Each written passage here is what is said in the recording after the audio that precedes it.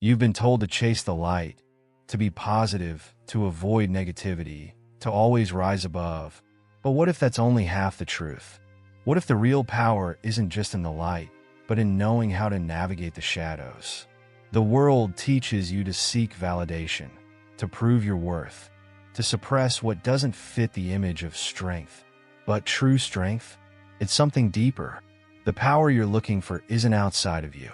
It's not in achievements, approval, or even in forcing yourself to think positive.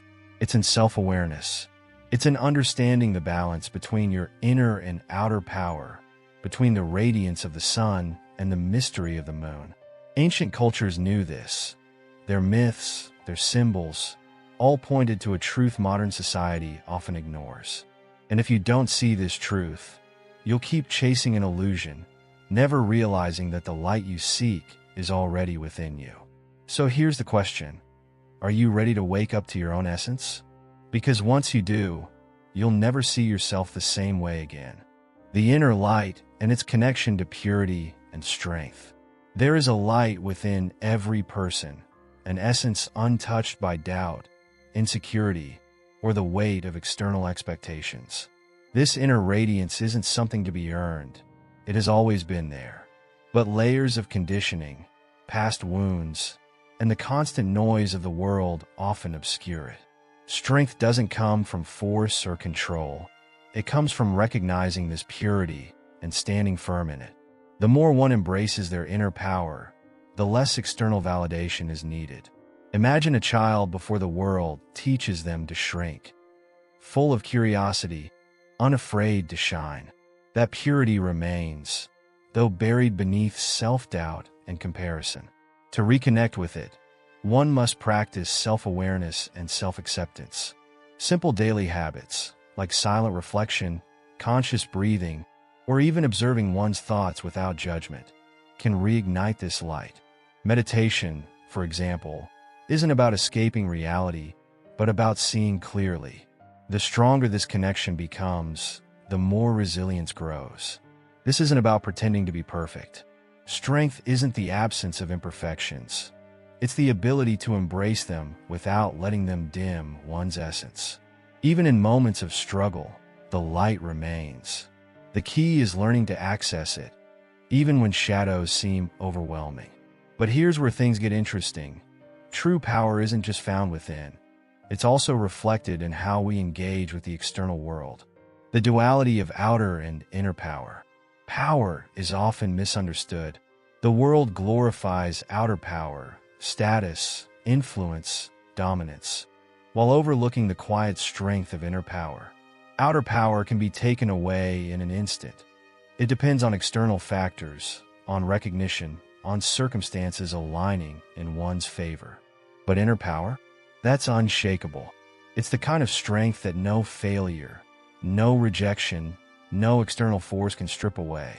The greatest leaders, thinkers, and mystics throughout history understood this duality, the difference between having power and being power. Think about the sun and the moon. The sun radiates, its energy undeniable, its presence impossible to ignore. The moon, on the other hand, holds a different kind of power, one that doesn't demand attention but influences the tides, the rhythms of life, the subconscious. Both are powerful, but in completely different ways.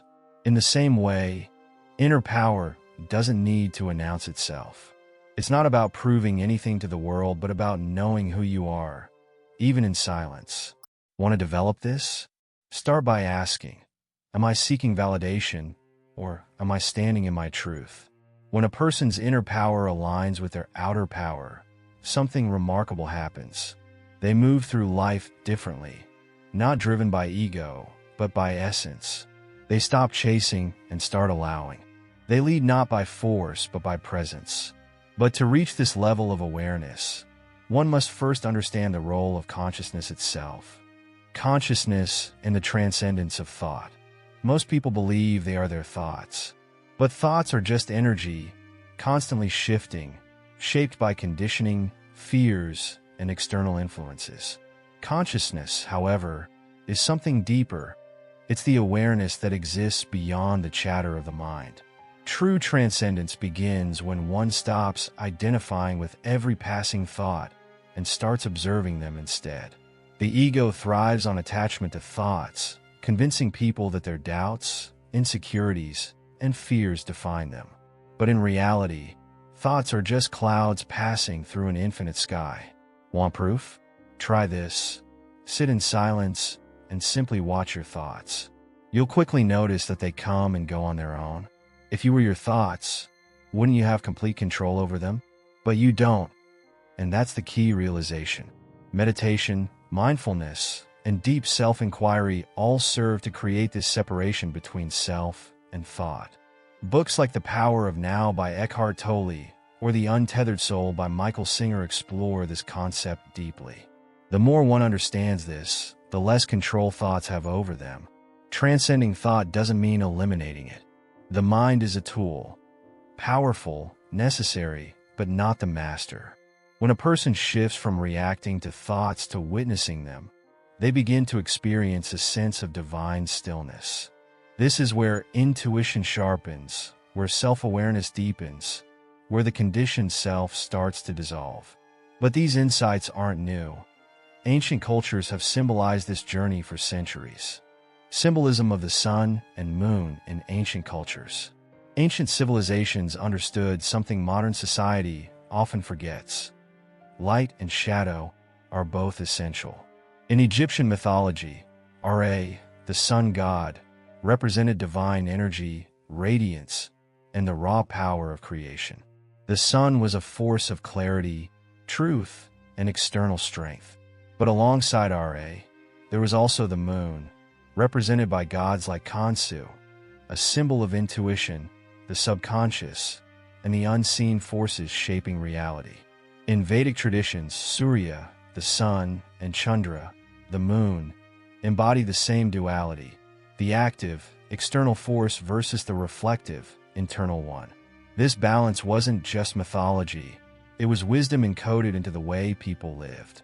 The sun was seen as the force that drives action, ambition, and outward power, while the moon governed emotions, inner knowing, and the rhythms of life. Many indigenous cultures followed lunar cycles for guidance, recognizing that intuition, like the moon, waxes and wanes. Even today, people feel this pull. Some moments demand bold action, solar energy, while others require quiet introspection, lunar energy. The key is knowing when to lean into each force. Look at your own life. Are you constantly pushing, striving, burning like the sun without pause? Or are you retreating too much into comfort, avoiding the light of self-awareness? True power is about honoring both. The more one understands these ancient teachings, the more they see that navigating life isn't about choosing between light and dark, but about learning to integrate them. And that brings us to the greatest challenge of all, understanding and embracing the shadows within, navigating shadows and nurturing inner light. Shadows aren't the enemy. Doubt, insecurity, fear, these aren't signs of weakness. They're invitations to grow. The problem isn't the existence of shadows, but the resistance to them. Many people spend their lives avoiding discomfort, pretending their conditioned self is all there is, when in reality, the greatest strength comes from facing what's hidden. Inner power isn't about eliminating darkness. It's about knowing how to hold your own light within it.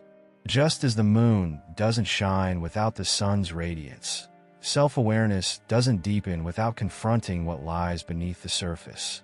One of the best ways to navigate shadows is through self-compassion. Instead of suppressing emotions, one must sit with them. Ask, what is this teaching me? Where is this coming from? Journaling, meditation, and even deep conversations with trusted people can bring clarity.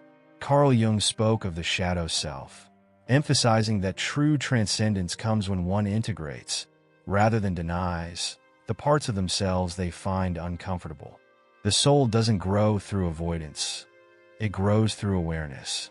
And in that awareness, light naturally expands. This is where self-care and self-acceptance become essential. The journey isn't about reaching perfection. It's about embracing wholeness, imperfections, uncertainties, even moments of struggle. All of these are part of the divine experience of being human. When a person stops fighting their own nature, they begin to radiate with something far greater than just confidence. They shine with authenticity. And when that happens, the true power of their own light begins to illuminate everything around them. Now that you see it, the light, the shadows, the balance, you can't unsee it. The question is, what will you do with this awareness? Will you keep running from the parts of yourself that feel uncomfortable? Or will you finally stand in your own radiance, knowing that both your light and your darkness are part of your essence? The strongest people aren't those who avoid their fears. They're the ones who face them, integrate them, and transcend them. Think about your life right now. Where have you been seeking outer power when you should be strengthening your inner power? Where have you ignored your intuition, dimmed your own light, or let doubt control your decisions?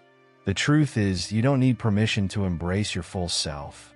You just need the courage to stop running. Start by paying attention. Observe your thoughts. Recognize your patterns. And most importantly, remind yourself that no shadow can exist without the presence of light. This journey doesn't end here. It's just beginning. If this spoke to you, subscribe and turn on notifications so you don't miss what comes next. And tell me in the comments, what part of yourself are you ready to reclaim? Let's go deeper together. The light is already within you. It's time to let it shine.